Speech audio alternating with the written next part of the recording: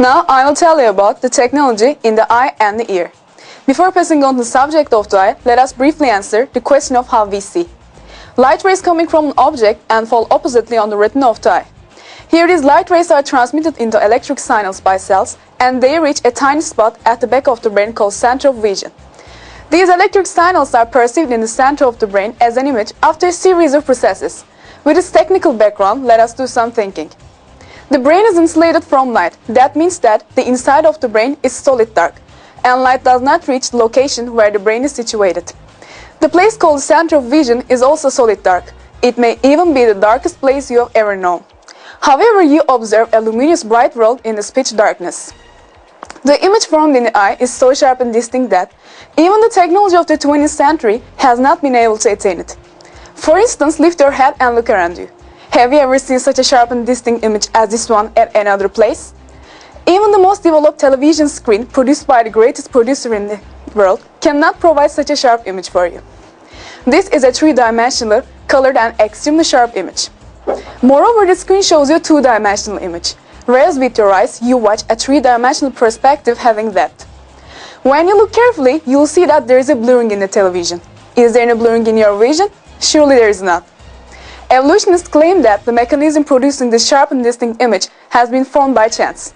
Now, if somebody told you that the television in your room was formed as a result of chance, that all its atoms just happen to come together and make up this device, what would you think? How can atoms do what thousands of people cannot? If a device producing a more primitive image than the eye could not have been formed by chance, then it's very evident that the eye and the image seen by the eye could not have been formed by chance. It requires a much more detailed and miraculous plan than the one in the TV. The plan and the creation of the image, as distinct as sharp as, this one belongs to Allah, who has power over all things. The same situation applies to the ear. The outer ear picks up the available sounds by auricle and directs them to the middle ear. The middle ear transmits the sound vibrations by intensifying them. The inner ear sends these vibrations to the brain by translating them into electric signals. Just as with the eye, the act of hearing finalizes in the center of hearing in the brain. The situation in the eye is also true for the ear. That is, the brain is insulated from sound just like it's from light. It does not let any sound in. No matter how noisy is the outside, the inside of the brain is completely silent. Let us again compare the high quality and superior technology present in the ear and the brain with the technology produced by the human beings. As is the case with imagery, the cost of effort has been spent in trying to generate and reproduce a sound that is faithful to the original. Despite all this technology and the thousands of engineers and experts who have been working in this endeavor, no sound has yet been obtained that has the same sharpness and clarity as the sound perceived by the ear. Think of the highest quality hi-fi systems produced by the greatest producer in the music industry. Even in these devices, when sound is recorded, some of it's lost, and when you turn on the hi-fi, you always hear a hissing sound before the music starts.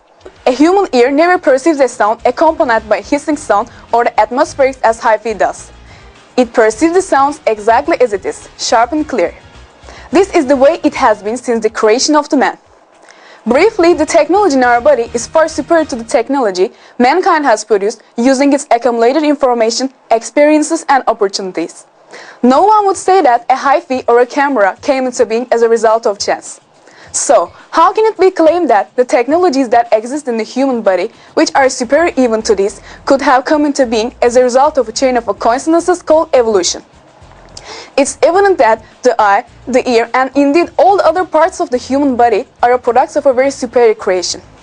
These are crystal clear indications of Allah's unique and unmatched creation of His eternal knowledge and might.